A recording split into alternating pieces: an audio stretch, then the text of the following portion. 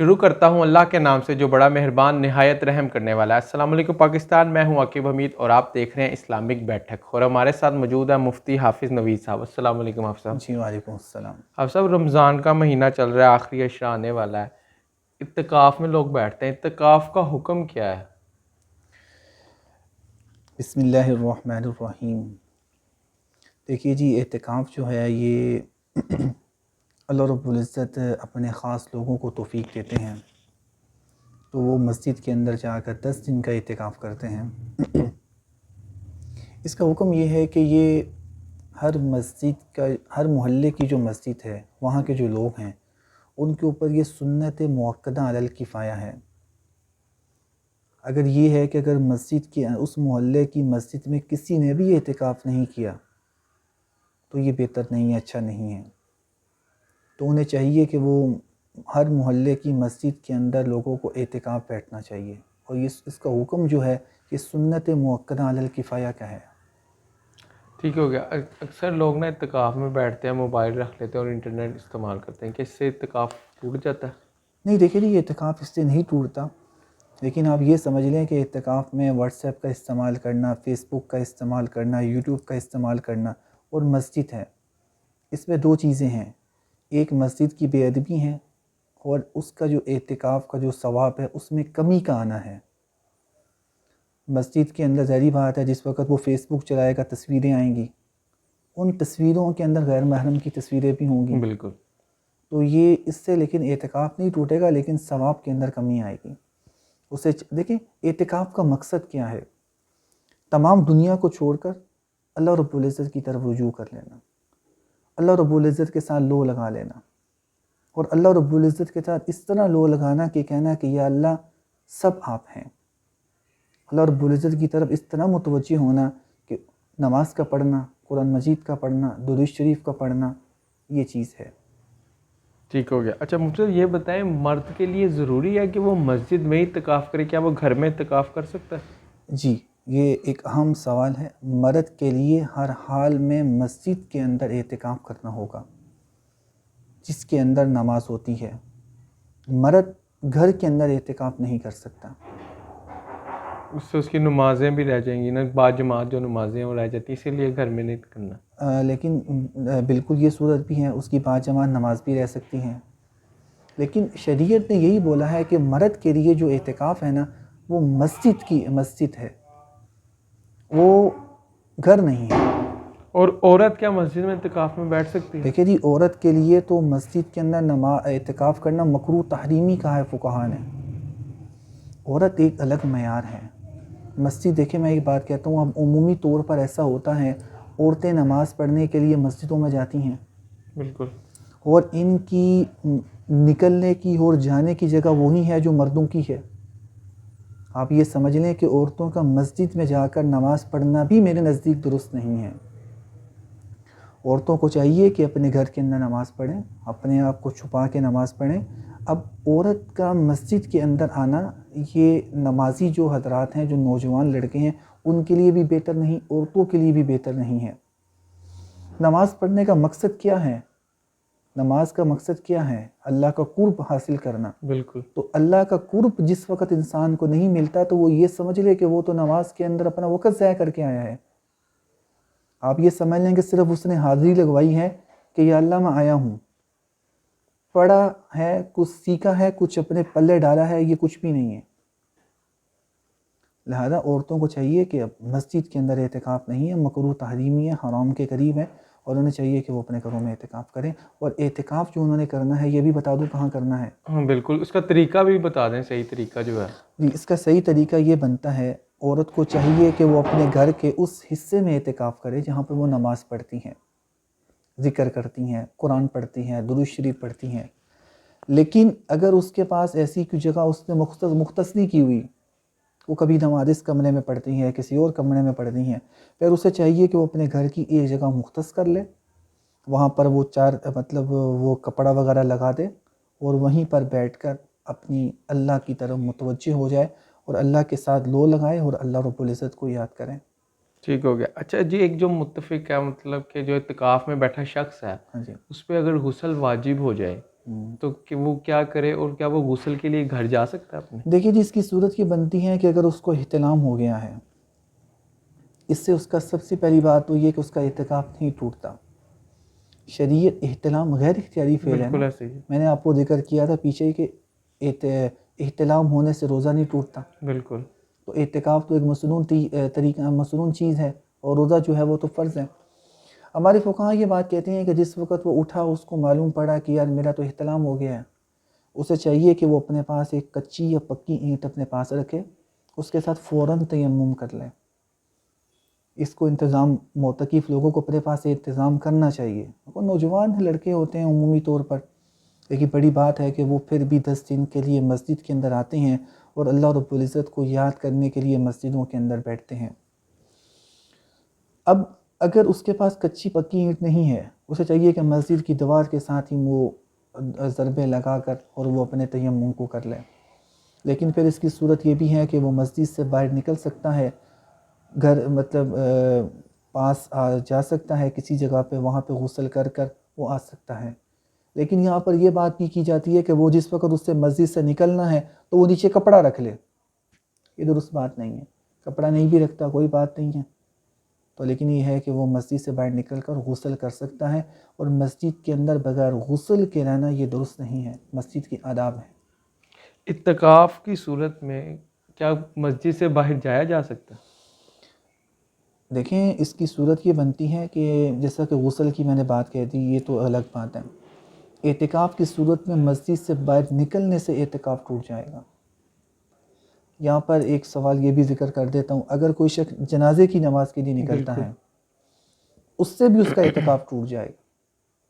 اچھا. جنازے کی نماز کے لیے بھی وہ اعتکاف مسجد سے باہر نہیں نکل سکتا، چاہے اس کا جی کتنا بھی قریبی کیوں نہ ہاں ہو. اس کا کتنا بھی قریبی کیوں نہ ہو.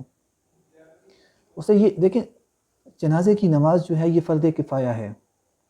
وہ تو چاہیے کہ وہ مسجد کے اندر بیٹھ کر اس کے لیے اللہ رب العزت سے مغفرت کی دعا کرے. لیکن ہمارے فقہاء نے یہی بات کی ہے، مجھے یہی یاد پڑتا ہے کہ معتکف جو ہے وہ نماز جنازہ کے لیے بھی مسجد سے باہر نہیں نکل سکتا. اچھا مفتی صاحب یہ بتائیں، اکثر لوگ نا آخری 3 دنوں میں اعتکاف میں بیٹھ جاتے ہیں، تو کیا یہ طریقہ صحیح ہے؟ دیکھیے جی، بات یہ ہے کہ جو مسنون طریقہ ہے نا، ہمارے فقہاء نے یہی ذکر کیا ہے، وہ عشرہ اخیرہ 10 دن کا اعتکاف ہے. یہ جو 3 دن کا اعتکاف ہے نا، یہ ثواب ملے گا مسجد میں اگر وہ بیٹھ جاتا ہے تو ثواب ہے اس کے اندر. لیکن مسنون طریقہ یہی ہے کہ وہ 10 دن مسجد کے اندر ایک جگہ کے اوپر بیٹھنا. لیکن یہاں پر ایک اور بات ذکر کروں، عمومی طور پر یہ بھی ہوتا ہے کہ لوگ کہتے ہیں کہ بھائی ہم نے اعتکاف میں بیٹھ گئے ہیں، کسی سے بات نہیں کرنی. یہ بھی درست نہیں ہے. آپ مسائل شرعیہ پہ بات کر سکتے ہیں، آپ حدیث کو بیان کر سکتے ہیں، آپ قرآن مجید کی تفسیر کو بیان کر سکتے ہیں، آپ اور بھی علوم و فنون کو دنیا کی باتیں نہیں ہونی چاہیے، اس میں علوم کو ذکر کیا جا سکتا ہے. اور یہ بھی ہوتا ہے کہ یار اپنی شکل کو بھی نہیں دیکھنا شیشے کے اندر. بھائی کیوں؟ یہ بھی ہوتا ہے کہ بھائی اگر کسی نے اعتکاف کر لیا تو اس کو نہانا بھی نہیں ہے، کپڑے بھی نہیں بدلنے. یہ بات درست نہیں ہے. میں یہ بات اس حوالے سے یہ کہتا ہوں کہ اگر اس گرمیوں کے دن ہیں، اس کے کپڑوں سے بدبو آتی ہیں، مسجد کے اندر کپڑوں سے بدبو آتی ہے، یہ مسجد کی بے ادبی ہے. اسے یہ چاہیے کہ اگر اتنی بدبو آنے لگی، اس سے نمازی تنگ ہوتے ہیں، اسے وہ خود بھی تنگ ہوتا ہے، اسے چاہیے کہ وہ اپنے آپ کو غسل دے، مطلب اپنا غسل کرے، اپنے حصے میں پانی بہائے اور وہ کپڑوں کو چینج کر سکتا ہے. یہ نہیں ہے کہ وہ اسی حالت کے اندر مسجد کے اندر ہے. اس سے نمازی تنگ ہوں گے، اس کے مسجد کے اندر بے ادبی ہوگی. اور یہ جو باتیں ہیں کہ بھائی شیشے کو نہیں دیکھنا، یہ بھی درست نہیں ہے. یہ ہے کہ چپ رہنا ہے، چپ کرو، زبان سے بول سکتا ہے. تو بہرحال یہ چیزیں تو ہونی چاہیے جس کے اندر. اچھا اینڈ پہ ہمیں نا مفتی صاحب یہ بتا دیں کہ اعتکاف میں وہ کون کون سے عمل ہیں جو ہمیں کرنے چاہیے؟ ہاں یہ ایک بڑا ہی ایک اہم مسئلہ ہے، اہم سوال ہے. سب سے پہلے تو معتکف کو یہ چاہیے کہ جیسا کہ میں نے شروع میں ذکر کیا کہ وہ کل دنیا سے اپنا تعلق توڑ دے. ٹھیک ہو گیا. سب سے پہلا یہ وہ اللہ رب العزت کے سامنے اپنا ڈیرا ڈال دے اور اللہ رب العزت کو کہے کہ یا اللہ اوپر آپ ہیں، نیچے میں ہوں. بالکل. اللہ رب العزت کے ساتھ اپنے دل کی جو لو ہے وہ اللہ رب العزت کے ساتھ لگا دیں، اللہ رب العزت سے مانگیں، اللہ رب العزت کی الوہیت کا اقرار کریں، اللہ رب العزت کی ربوبیت کا اقرار کریں، اللہ رب العزت کی وحدانیت کا اقرار کریں، توحید کو دہرائیں، یہ کہے کہ یا اللہ آپ ہی ہیں، یا اللہ آپ ایک ہیں، یا اللہ آپ رب ہیں، اللہ کی تعریف کریں۔ اس کے بعد یہ ہے کہ محترم نبی کریم علیہ الصلوۃ والتسلیم کی پہ درود شریف کی کثرت کریں، آپ کے درود شریف کثرت کے ساتھ پڑھیں اور آپ کی محبت کا اقرار کریں۔ اس کے بعد یہ ہے کہ قرآن مجید کی کثرت سے تلاوت کریں، کم از کم اسے چاہیے کہ ایک دن کے اندر اگر وہ قرآن مجید کا حافظ ہے تو کم از کم 5 سے 10 سپارے پڑھے۔ عاقب بھائی بڑے خوش نصیب لوگ ہوں گے جی وہ جو ایک دن میں قرآن مجید ختم کرتے ہیں۔ بالکل، تو رب العزت جن کو توفیق دیتے ہیں وہ ایک دن میں ایک قرآن بھی ختم کرتے ہیں، بالکل جنہیں ایسے ہی۔ توفیق دیتے ہیں وہ آدھا بھی ختم کرتے ہیں، تو اسے چاہیے کہ وہ کثرت سے قرآن مجید کی تلاوت کریں۔ ہاں یہ بھی دیکھنا جائے کہ اگر مسجد کے اندر کوئی ماہر عالم ہے اس کی صحبت اختیار کرے، اس سے مسائل شرعیہ سیکھے، اس سے فرائض و واجبات سیکھے، اس سے سنن و مستحبات سیکھے، اسے یہ معلوم ہو کہ میں نے اپنی زندگی گزارنی ہے کس طریقے کے مطابق گزارنی ہے، اس زندگی کے اندر میں نے کن کن چیزوں کو اپنانا ہے اور کن کن چیزوں کو ترک کرنا ہے، حلال و حرام میں تمیز سیکھے، اور اسی طرح جائز و ناجائز کے اندر فرق سیکھے، اور مشتبہ مال ہے اس کے اندر بھی فرق سیکھے۔ اور اس کے علاوہ یہ ہے کہ اسے چاہیے کہ وہ اپنے آپ کو تمام، ایک تو ہوتا ہے کبیرہ گناہ کے اندر ایک تو یہ آتا ہے کہ غیر محرم لڑکیوں سے بات کرنا، ایک یہ آتا ہے کہ بد نظری کرنا۔ مسجد کے اندر عمومی طور پر بعض جگہ ایسی ہوتی ہیں کہ مسجدیں بازاروں کے اندر ہیں، کھڑکیاں ہیں، وہاں سے بازاروں کے اندر جھانکنا بالکل ایسے ہی۔ ایک کبیرہ گناہ میں آتا ہے، لڑکی کے ساتھ غیر محرم میں بات کرنا۔ کیونکہ قرآن مجید میں رب العزت نے کہا کہ وَلَا تَقْرَبُوا الزِّنَا إِنَّهُ كَانَ فَاحِشًا، کہ تم زنا کے قریب بھی نہ جاؤ، یہ نہیں کہا کہ تم زنا نہ کرو۔ اب قریب کیا ہے؟ قریب یہی ہے کہ لڑکی سے بات کرنا، لڑکی کو دیکھنا بہرحال۔ تو اسے یہ چاہیے کہ وہ کبیرہ گناہ تو دور کی بات، صغیرہ سے بھی رک جائے۔ صغیرہ گناہ، چھوٹے چھوٹے گناہ ہوتے ہیں، یہ اس سے روکیں، اور چھوٹی چھوٹی سنتوں کو اپنائیں، جیسے کہ مسواک کا کرنا، مسواک کو اپنائیں، مسواک کرنے چاہیے۔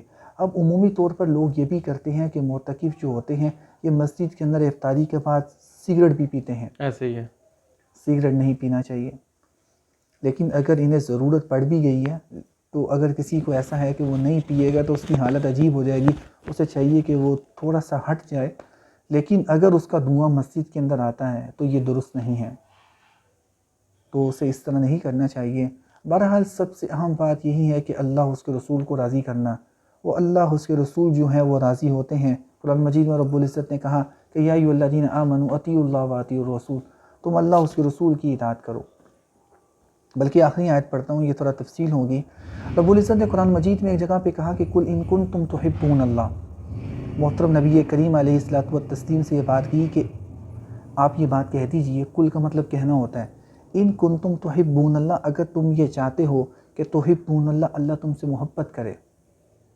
آپ علیہ السلام نے سب سے پہلے یہ بات صحابہ کرام کو کہی، آپ کی بات تو عام تھی، قیامت تک لوگوں کے لیے ہے، کہا کہ اگر تم یہ چاہتے ہو کہ اللہ رب العزت تم سے محبت کرے، اس کا معیار کیا بتایا؟ حضور میرے پیارے نبی آپ یہ بات کہہ دیجئے کہ فاتبعونی، میری اتباع کرو۔ سبحان اللہ۔ آگے اللہ رب العزت نے یہ بات کہی کہ اللہ رب العزت یہ بات کہتے ہیں کہ فاتبعونی، تم میری اتباع کرو تو میں کروں گا کیا؟ یحببکم اللہ، میں تم سے پیار کروں گا۔ سبحان اللہ، سبحان اللہ۔ اللہ رب العزت نے یہ بات نہیں کہی کہ بھائی آپ یہ بات کہیے کہ فاتبعونی، کہ تم میری اتباع کرو۔ رسول اللہ کو کہا کہ آپ یہ بات کہو کہ فاتبعونی، میری اتباع کرو، تو آگے کہا کہ یحببکم اللہ، اللہ تم سے پیار کریں گے۔